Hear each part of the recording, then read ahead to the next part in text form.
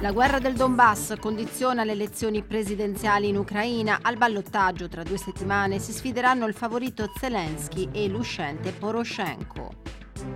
I grandi porti del sud Italia tagliati fuori dagli accordi della Via della Seta. Le difficoltà di Taranto che soffre la concorrenza degli scali del Pireo, di Genova e di Trieste. Da quasi 3 anni vive in esilio a Francoforte la scrittrice turca Asli Erdoğan. Parla del suo arresto dopo il fallito colpo di Stato e della repressione del governo verso gli oppositori.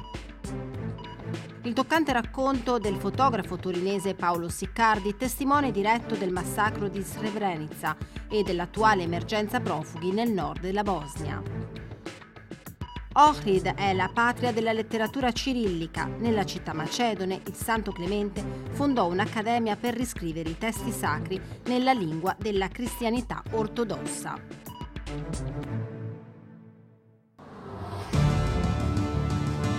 In Ucraina, nel ballottaggio il 21 aprile per le elezioni presidenziali si affronteranno l'attore Vladimir Zelensky e l'attuale capo dello Stato Petro Poroshenko. Nel primo turno Zelensky è stato scelto da un buon 30% degli elettori. Poroshenko ha convinto il 16% dei votanti. Zelensky, un attore comico che nella seguitissima serie televisiva Il servo del popolo interpreta proprio il ruolo di presidente ucraino, si presenta come l'uomo nuovo, lontano dalla politica. A erodere invece la credibilità di Poroshenko sono le sconfitte nella guerra del Donbass, un conflitto che ha provocato più di 13.000 morti. Aldo Ferrari, slavista, docente a Ca' Foscari, segnala come proprio la non soluzione della guerra nel Donbass ha condizionato le elezioni. Sono stati commessi troppi errori negli anni scorsi, errori da parte ucraina, da parte russa, da parte dell'Occidente, e risolvere tutti questi problemi attualmente è davvero difficile. Come alcuni anni fa sarebbe stato più facile, il conflitto può risolversi sulla base di un compromesso ampio, cioè bisogna che le parti accettino un po' tutte di perdere qualcosa che invece non vogliono assolutamente perdere. La politologa Katarina Piscikova della Scuola Superiore Sant'Anna di Pisa è convinta che qualsiasi tentativo per raggiungere una pace nel Donbass deve partire dagli accordi di Minsk, siglati da Poroshenko, dai secessionisti e garantiti da Mosca, Parigi e Berlino. Questi processi sono lunghi, sono difficili, ma sono possibili e possono partire senz'altro solo in caso della volontà politica da tutte le parti. I secessionisti filorussi chiedono la federalizzazione dell'Ucraina, mentre Kiev parla di decentramento. La riforma sul decentramento dei poteri è già in atto e si è parlato tanto di federalizzazione dell'Ucraina, è una forma di divulgazione delle competenze diversa, non gode neanche di grande sostegno in Ucraina, sia da parte della popolazione che dell'elite politica, mentre la riforma di decentramento potrebbe diventare un quadro all'interno del quale si potrebbe inserire poi tutta la discussione sullo statuto speciale della regione di Donbass. Alla vigilia delle elezioni, l'esercito e la marina russa hanno svolto importanti manovre militari in Crimea che a Kiev sono state percepite come una provocazione. Pensare che la Federazione Russa rinunci a questo territorio è assolutamente improponibile. La comunità internazionale d'altra parte non può cedere su questo, per questo dico che si è andati troppo oltre, il compromesso lo si sarebbe potuto trovare anni fa. La Crimea temo non possa essere rimessa sul banco di discussione. Quello che si può fare invece è discutere il Donbass, discutere l'implementazione reale degli accordi di Minsk, parlare di federalismo, parlare di autonomie regionali, parlare di una gestione condivisa del supporto all'Ucraina dall'Europa e dalla Russia per cercare di far sì che questo paese sia campo di collaborazione e non campo di battaglia tra forze che la tirano in direzioni opposte. Poroshenko ha fatto approvare una legge che impone l'ucraino come unica lingua ufficiale dello Stato, una legge criticata dalle minoranze polacca e ungherese e che sta ostacolando la trattativa con i secessionisti filorussi. Si esce da questa situazione se l'Ucraina riconosce di essere ciò che è, un paese multietnico, complesso, multilinguistico.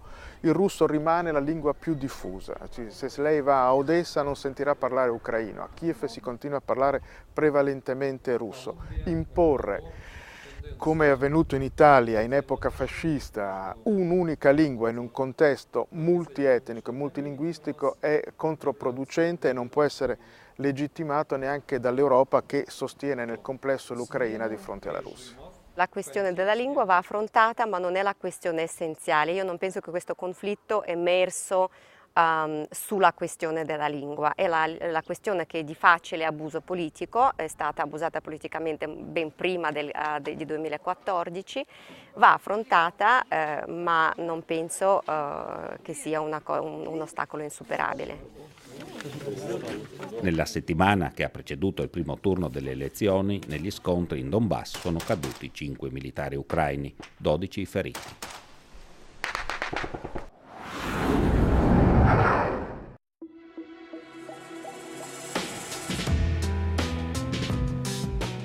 C'era evidentemente bisogno di una conferma ed il memorandum siglato da Italia e Cina per i programmi della Via della Seta l'ha puntualmente fornita. Anche il sistema dei porti viaggia a 2 velocità nel nostro paese. Rispunta una questione meridionale per le cosiddette autostrade del mare. Gli scali settentrionali di Genova e Trieste si rivelano essenziali per l'ambizioso programma italo-cinese, del tutto assenti invece i porti del sud, nonostante le forti potenzialità strutturali di Taranto e Gioia Tauro. Ma non si tratta di esclusioni volute, bensì dell'assenza di economie territoriali consolidate a ridosso dell'interscambio commerciale delle merci. Taranto in particolare è assente dai traffici container di portata internazionale da 5 anni col suo grande molo polisettoriale che fa oggi bella mostra di sé, quasi spettrale nella sua desolante immagine, con le vecchie gru ormai ferme consegnate all'inattività. E pensare che fino al 2014 a queste banchine attraccavano quotidianamente grandi navi container, sebbene i fondali non avessero grandi capacità come altri approdi, prima causa questa del disimpegno della Evergreen Marine Corporation, che aveva costituito una società a Taranto per la gestione del molo. L'interesse della multinazionale di Taiwan si è poi spostato sul Pireo e la crisi dello scalo ionico è stata inevitabile. Solo recentemente è intervenuto un nuovo accordo con gli investitori della compagnia turca Hillport, 13° operatore mondiale, che dovrebbe entro la prossima estate acquisire i diritti sul molo polisettoriale e garantire la movimentazione di 350.000 container in 18 mesi, 1 milione in 5 anni. Quello che è stato siglato nei giorni scorsi è un accordo che apre alla partecipazione dell'Italia alla Via della Seta, ma è un progetto aperto appunto che in qualche modo può essere implementato e Taranto sicuramente potrebbe rientrare. Resterà poi da sciogliere il nodo della retroportualità e dell'insediamento di imprese locali nel tessuto delle attività di movimentazione delle merci in arrivo e in partenza. Per questo è al vaglio dell'autorità portuale lo studio di fattibilità di un distripark, struttura indispensabile ai collegamenti fra porto e aziende su scala internazionale per la distribuzione e la spedizione delle merci scaricate. Quello per esempio può essere un progetto molto importante che può essere realizzato con un operatore internazionale gestito con una concessione a lunga scadenza. E con gli operatori portuali a Taranto sono in crisi le agenzie marittime. 1989, dal porto di Taranto partivano i vagoni ferroviari destinati alla ferrovia londinese e poi ancora gli elementi delle piattaforme petrolifere della Belleli ed altre merci ancora. Non si trattava soltanto di spedire prodotti dell'acciaio o della siderurgia tarantina. Ecco, con questa programmata Via della Seta, a quali speranze vi aggrappate voi operatori marittimi? Ci aggrappiamo a delle speranze di ripresa di traffici commerciali che negli ultimi anni si sono in sostanza quasi azzerati e ci consentiranno, con un ritorno dei servizi di linea che ci auguriamo possa arrivare per la fine di quest'anno, una ripresa di scambi commerciali che porteranno un po' più di... Parliamo della compagnia turca che verrà a gestire il molo container. Esatto. Processi di sviluppo sono comunque pianificabili per la Via della Seta, magari con la realizzazione di nuove banchine, come previsto dal piano urbanistico del porto di Taranto. Le merci in arrivo dall'Estremo Oriente potrebbero transitare da questo scalo per proseguire il lungo viaggio verso i paesi importatori del Mediterraneo. Ma per Taranto ci sono varie opportunità, appunto, sia quella della progettazione che quella di realizzazione e gestione di nuove infrastrutture, nonché quella di utilizzo in accordo con gli operatori già presenti, appunto, di quelle esistenti.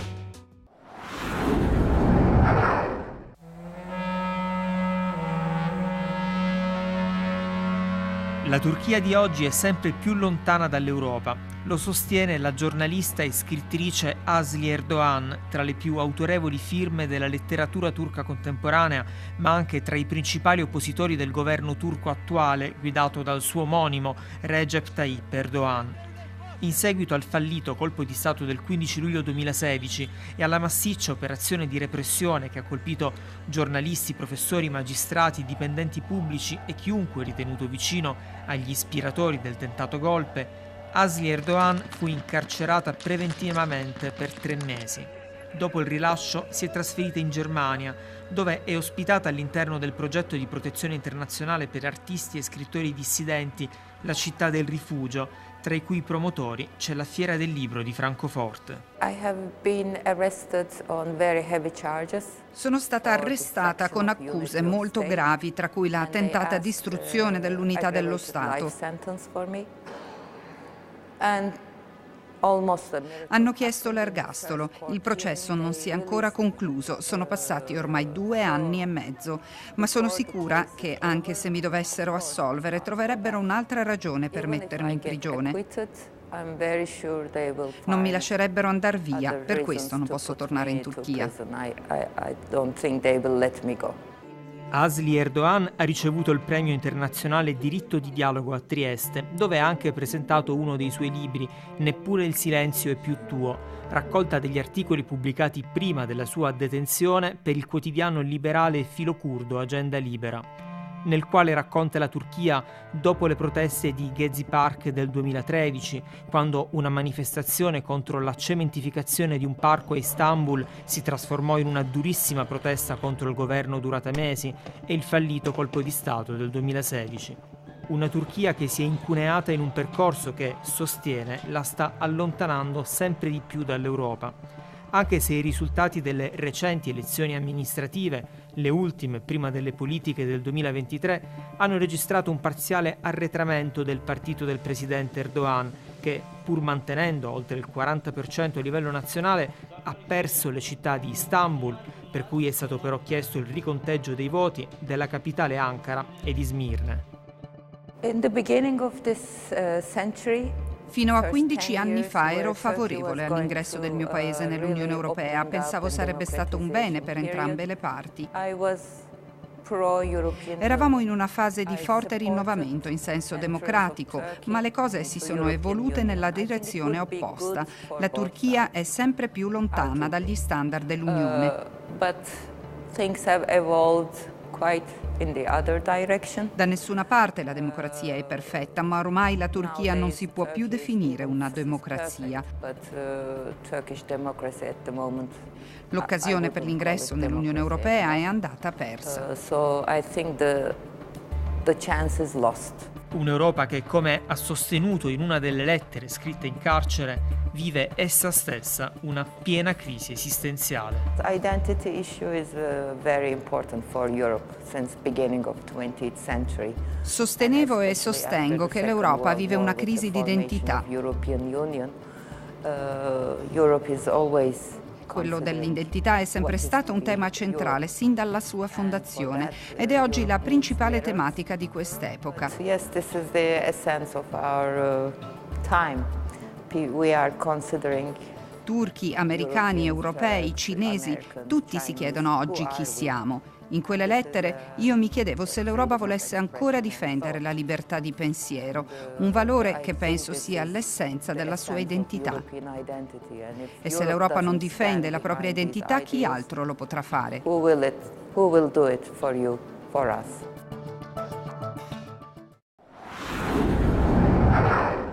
We know war A luglio in Bosnia fa sempre caldo, ma nell'estate del 1995 il calore è ancor più soffocante. Quando la notizia della caduta di Srebrenica arriva nella Sarajevo assediata, un gruppo di reporter di stanza all'Holiday Inn decide immediatamente di partire. Tra di loro c'è Paolo Siccardi, torinese, è uno dei più giovani, ma ha già una lunga esperienza di conflitti alle spalle. Ci vogliono molte ore ad attraversare la Bosnia divisa dalla guerra. Onestamente c'era la paura nel percorrere quelle determinate strade che teoricamente erano strade aperte alle Nazioni Unite, ma però erano sempre con checkpoint, con bande paramilitari, di cetnici che ti depredavano e ti fermavano e ti rubavano tutto. I loro occhi sono tra i primi a posarsi sulla città nella quale è stato appena compiuto il peggiore massacro della guerra nella ex Jugoslavia. Anche ai cronisti non tutto appare però da subito chiaro. C'era una tale massa di persone, di confusione, che non c'era la comprensione a quel punto di che cosa era successo. Abbiamo realizzato dopo di che cosa doveva essere stato. Ci vorranno giorni per comprendere l'ampiezza della tragedia, un dolore difficile da raccontare anche per occhi esperti e che, come talvolta accade, mette in contrasto il dovere del professionista di testimoniare con la voglia che invece si avrebbe di deporre macchine fotografiche e telecamere. Facciamo un lavoro un po' difficile sicuramente, per cui dico sempre bisogna portare a casa il servizio. Io dico sempre cercare di togliere dignità alla persona con cui stai fotografando.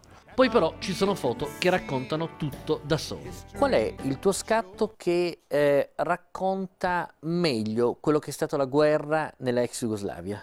Una fotografia per esempio che può definire il disastro di quella che è stata l'ex Jugoslavia, una semplice fotografia di distruzione all'interno di una scuola dove per terra ho fotografato il ritratto di Tito. Ecco, quella potrebbe essere la dissoluzione dell'ex Jugoslavia. La condanna di Karadzic chiude un cerchio iniziato in quel mese di luglio, ma le ferite, quelle, non si rimargineranno mai. Le donne di Tuzla hanno una grande forza secondo me perché si sono riunite in questa associazione e hanno avuto il coraggio di denunciare i crimini al Tribunale dell'Aia. Bisogna anche fare attenzione che queste donne tuttora vivono lì, ma tuttora molti di questi carnefici sono ancora ovviamente non latitanti perché sono lì, ma sono impuniti. E poi ci sono le ferite nuove che il reporter continua a raccontare, come l'emergenza profughi nel nord della Bosnia. Inizialmente gli stessi bosniaci hanno affrontato questi profughi visti con un buon occhio, proprio perché si rivedevano loro 25 anni prima, per cui c'è stato molto aiuto nei confronti di questi nuovi profughi. Attualmente le notizie che dalle varie ONG o cooperanti che mi giungono non sono proprio tutte rose e fiori. Ma risolvere quei problemi non può essere una questione che riguarda solo i paesi balcanici. L'Europa, anche l'Europa, deve fare la sua parte, in maniera diversa da quanto accadde 25 anni fa.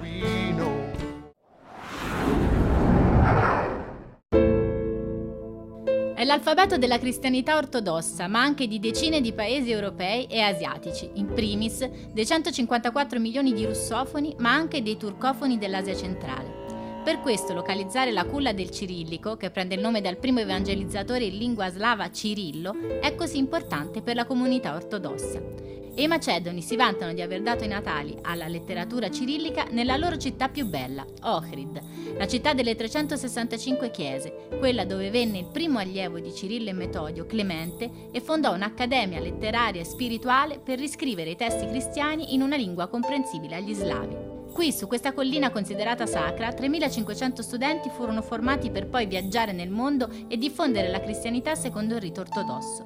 Nel 1800 è iniziato il pellegrinaggio degli studiosi per comprendere le origini del cirillico, ma ad oggi la teoria più accreditata, confermata anche dai monaci macedoni di Bygorski, è quella che l'alfabeto slavo fu inventato in Bulgaria a Preslav, sede della scuola letteraria dove il discepolo di Cirillo, Naum, unì le lettere greche a quelle glagolitiche dando forma all'attuale cirillico. Poi Naum si spostò in Macedonia e anche questo evento contribuisce a confondere le acque. Ma c'è qualcuno che non ha dubbi ed è la professoressa Simoncè che lavora per la sovrintendenza di Ohrid. Non per essere immodesta, ma l'influenza di San Clemente è stata molto grande. Questo è stato il centro di un arcivescovato da cui dipendevano moltissime chiese. L'eredità culturale di Ohrid è immensa, architettonicamente e culturalmente.